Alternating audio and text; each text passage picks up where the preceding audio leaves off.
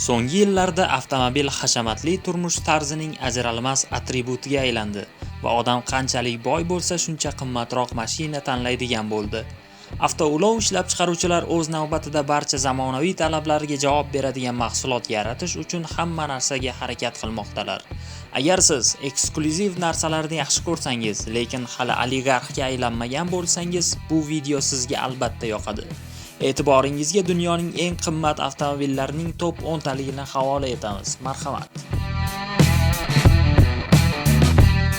10-o'rin. Ferrari Sergio Pininfarina $3 million. Ferrari konserni 2015-yilda Marmello shahrida avtomobillarning haqiqiy ixlosmandlari uchun 6 ta maxsus modellarni ishlab chiqardi. O'zining quvvati bilan Sergio 100 km/soat tezlikka 3.4 soniyada erisha oladi. Ushbu avtomobilning baxtli egasi bo'lish uchun xaridor nafaqat katta miqdordagi 3 million AQSh dollarini berishi, balki kompaniya ishlab chiqaruvchilarining ishonchini ham qozonishi kerak edi. 9-o'rin. Bugatti Chiron Sport $3 million 300 ming. Bugatti Chiron Sport bu Chironning takomillashtirilgan versiyasi bo'lib, 2018-yilda Jenevada taqdim etilgan. Narxlarning sezilarli darajada oshishi tufayli yangi dizayn elementlari, kuchli suspenziya va vaznning pasayishi kabi yangi yaxshilanishlarga ega. Taqdim etilgan modelda dvigatel 1,5 ming ot kuchiga qadar rivojlantirilgan. 8-o'rin. Mansory tomonidan ishlab chiqarilgan Bugatti Veyron Viver $3 million 400 ming. Yana bir bor ajoyib Bugatti. Ustalar korpusga murakkab naqshlar, olovli chiroqlarni o'rnatdilar va avtomobilning har bir qismi o'zgacha ko'rinishga ega. Yaratilgan ikki nusxadan ikkalasi ham allaqachon sotilgan. 7-o'rin. W Motors Lycan Hypersport $3 million 400 ming. Avtomobilning asosiy afzalliklaridan biri shundaki, u Livanda yig'ilgan bo'lib, ushbu mashina e'tiborni jalb qilish uchun mo'ljallangan. Avtomobil salonining ichida ham tashqarisida ham qimmatbaho toshlar bilan bezatilgan. Uning turbinasi 780 ot kuchiga qadar rivojlantirilgan.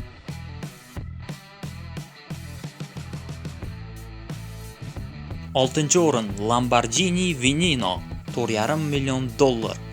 Ushbu mashina 2013-yilda Jenevada namoyish etilgan. Superkar jami 14 dona ekzemplyarda ishlab chiqarilgan. Ushbu mashinani chindan ham porloq avtomobil deb atash mumkin. Venenoning yuragi Aventadordan 6.5 litrli V12 ko'rinishidagi 740 ot kuchiga ega motor bilan jihozlangan.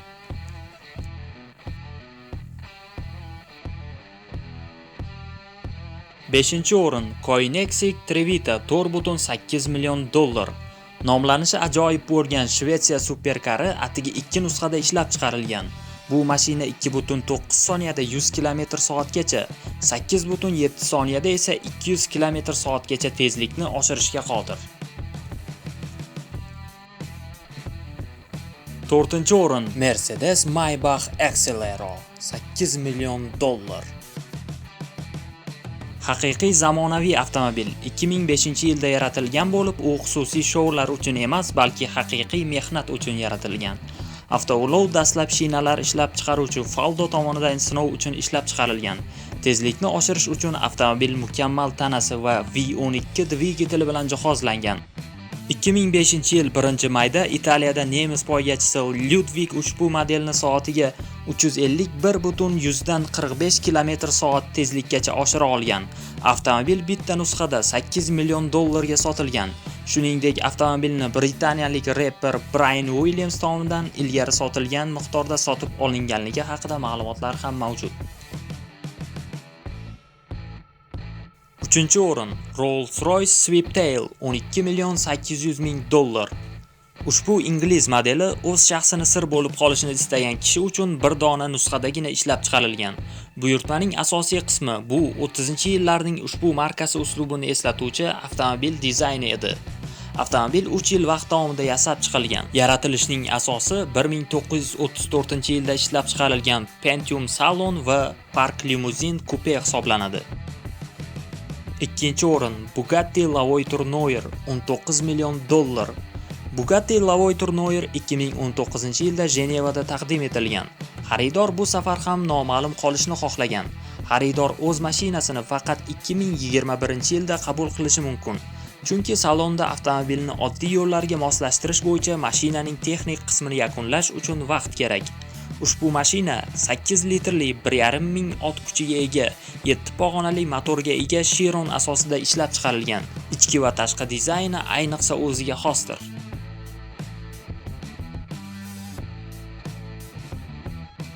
Birinchi o'rin 1963-yilda ishlab chiqarilgan Ferrari 250 GTO $70 million.